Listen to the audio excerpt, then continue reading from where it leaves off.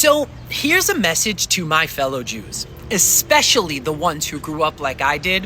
When I talk about the Nakba and how Gaza was actually created, there's a lot of confusion.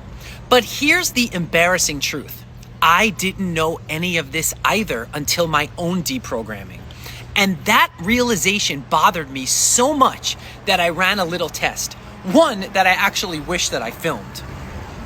So I asked 10 of my closest Jewish friends, the ones who I still talk to, who still talk to me, I should say. They are not political people at all, just a typical Jewish upbringing who grew up exactly like I did. Hebrew school, Israel trips, Zionist parents, summer camps. We all were running in the same hamster wheel. So I asked 2 questions. Do you know what the Nakba is? And do you know how Gaza was formed?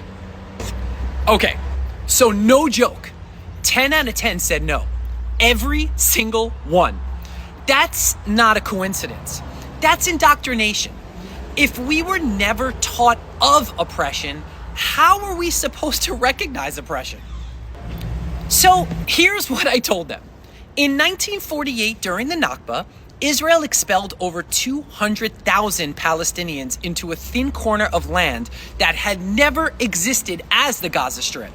Egypt refused to let refugees enter their territory, so a small coastal pocket became the place they were forced to stay. What started as a refugee overflow zone eventually became a fenced and sealed place that turned into a militarized ghetto. And today, it's a murderous cage. So if people say, hey, is it a genocide because the population continues to grow?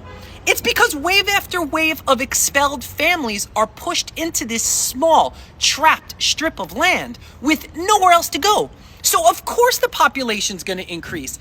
That's what happens when you continue to confine an entire people for generations.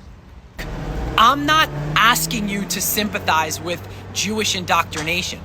But if we weren't taught the beginning, how can we understand the ending?